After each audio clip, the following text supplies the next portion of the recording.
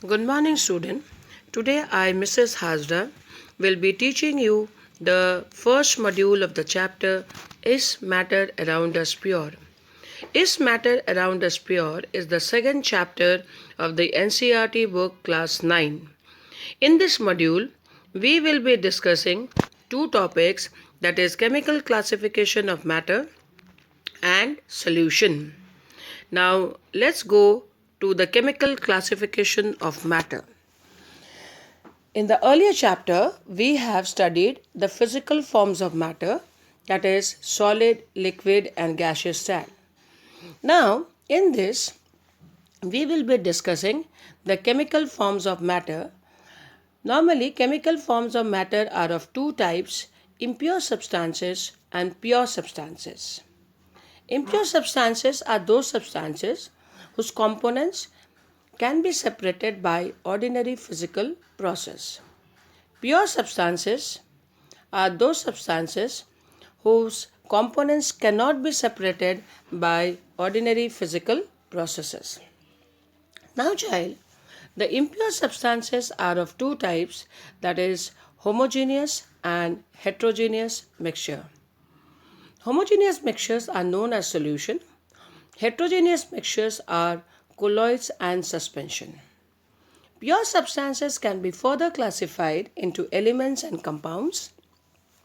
Elements are further classified into metals, non-metals, and metalloids. In this module, I will be discussing the homogeneous and heterogeneous mixture and also the solution in detail. Now let's go to the next slide. Now, what is a impure substance? I have just now told you the definition. The impure substances are those substances whose atoms or molecules cannot be separated by ordinary physical processes like filtration, sublimation, boiling. Let us take one example. I take an example of salt solution. When we make a salt solution, we cannot identify the salt particles separately. The salt particles has got into the space of the water molecule and it looks uniform all throughout the mixture. But if you boil it, then you can separate the water out and the salt is left behind. So, chemically, it is an impure substance because the components can be separated out very easily. Similarly, let us take one good example, sugar solution. Similarly, naphthalene gets evaporated out. So these are all your impure substances. Now come down to the pure substances. The pure substances are those substances whose components cannot be separated out by ordinary physical processes like boiling, filtration. For example, if you take a metal like iron, the atoms of the iron cannot be separated out by the physical process. So, children, we have the two classification of the matter chemically, that is impure and pure substances. Now let us go to the details of the impure substances. Now, impure substances is also known as mixture. There are two types of mixtures, homogeneous and heterogeneous mixture. There are few properties, you can see them on the slide. Homogeneous mixtures is uniform in composition. They are not visible by the naked eye. They cannot be separated by the filtration. The mixture is highly stable and the path of the beam of light is not visible in the mixture. Now let us take an example and understand these properties. Let us take sugar solution. We add 1 spoon of sugar into a glass of water. It becomes a homogeneous mixture because we cannot identify the sugar particles separately within the mixture, so it is uniform.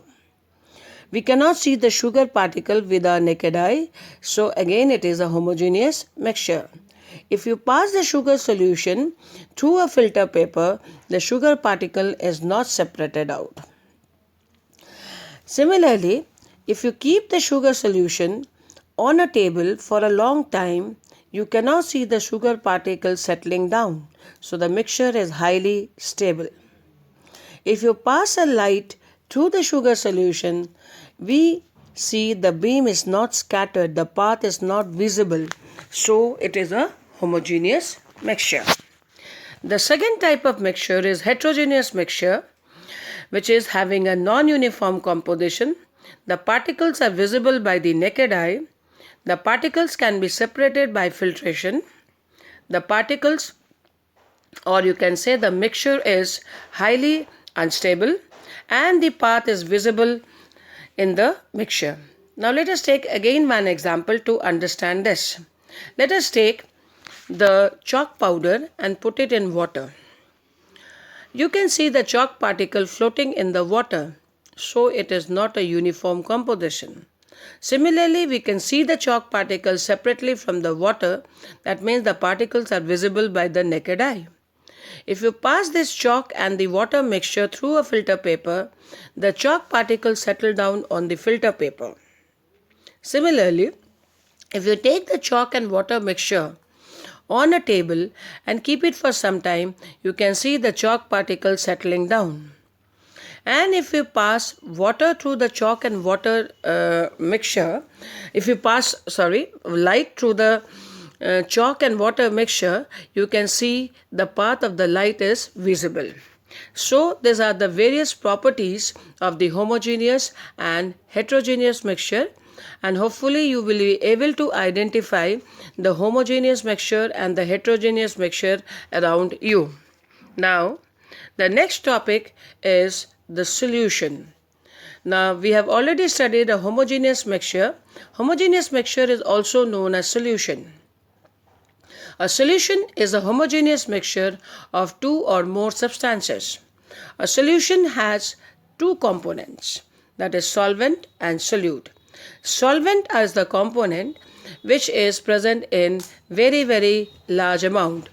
Solute is the component which is present in very small amount.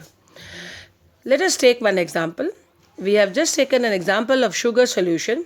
The sugar which is present in very small amount is the solute. The water which is present in very large amount is the solvent. Now child, we want to classify the different types of solution. We want to study about the different types of solution depending on the physical forms of solute and solvent.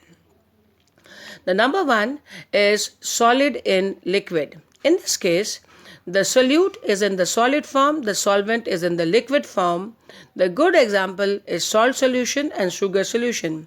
You know, salt and sugar are the solute because they are in smaller quantity and they exist in the solid form. The water is in the larger quantity, so it is a liquid form, the solvent is in the liquid form. Similarly, we have liquid in liquid, where solute and solvent are both in the liquid state. Lemon juice, orange juice, you make a roux afza, both the component are liquid, so it is known as what? A liquid in liquid solution. The gas in liquid, in this case, the solute is the gas and the solvent is the liquid. For example, let us take all the cold drinks or the aerated drinks or the aerated water. The carbon dioxide is dissolved in water. The carbon dioxide, which is in the gaseous form, is in very small amount, is the solute, and the liquid or the water that is in very large amount, that is the solvent. Similarly, children, the fourth type, that is the gas in gas, where the solute is the gas, the solvent is also in the gaseous form. The best example is the atmosphere. Air is a homogeneous mixture of two or more gases. There are many gases in it. The nitrogen is 78%, oxygen is 21%, but we cannot separate out the oxygen and nitrogen separately. So it is known as gas in gas solution. Let us take the last one, that is the solid in solid, where the solute and solvent both exist in the solid form. The best example in it is the alloys. For example, we see the brass at home. The brass is made up of copper and zinc. Copper is brown in color, but zinc is grey in color, but we are not able to separate the copper, or we cannot identify the copper and zinc separately in the brass. So, alloy is a very good example of solid in solid solution. Since it is a homogeneous mixture, so it is also known as solution. So, children, today you can see in this picture the salt solution. We cannot identify the salt and water separately, so it is a homogeneous mixture. Similarly is the lemon juice and the alloys. You can see the brass and the bronze alloys, the coins, where the elements present within the alloy cannot be identified separately, so they are known as what? Alloys. Or they are known as what? Homogeneous mixture. So alloys are nothing but the homogeneous mixtures of two or more metals. So indirectly you call it as a solution. Now child, these are the complete properties of the solutions. Number one, solution is a homogeneous mixture. And why we cannot identify the particle? Because the particle size is very, very small. It is almost 1 nanometer. 1 nanometer means 10 to the power minus 10 meters. So you can say how small the size of the particle. So that is why the particles cannot be seen by the naked eye. Similarly, child, I summarize that solution is homogeneous mixture. The particle size is 10 to the power minus 10 meter range. So we cannot see it by a naked eye. Next, it cannot be separated by filtration. We have seen this, the sugar solution, salt solution, any solution you pick up, it cannot be filtered by, particles cannot be separated by filtration process. Similarly, children, we have already studied that solutive particles do not settle down and the solution is highly stable. Whether you take sugar solution, salt solution, lemon juices, orange juices, the particles will never settle down. Even you keep it for 24 hours a day, it will stand still. They do not scatter the beam of the light, so the path is not visible in solution. If you are passing light and if you see through the solution, you cannot see the path visible. So it passes the light straight, so it cannot scatter the light, so the path is not visible in solution. So these are the properties of the solution. So in this module, you have understood the chemical classification of matter, though we have not completed the details of all the parts of the chemical classification. We have only done the homogeneous mixture and that too the solutions. So I hope you have understood all the properties of the solutions and you have also understood the impure and the pure substances. So children, thank you. After this, you will be getting with the assignment and the notes. Please complete that in your fair notebook. Stay safe and stay healthy. God bless all of you.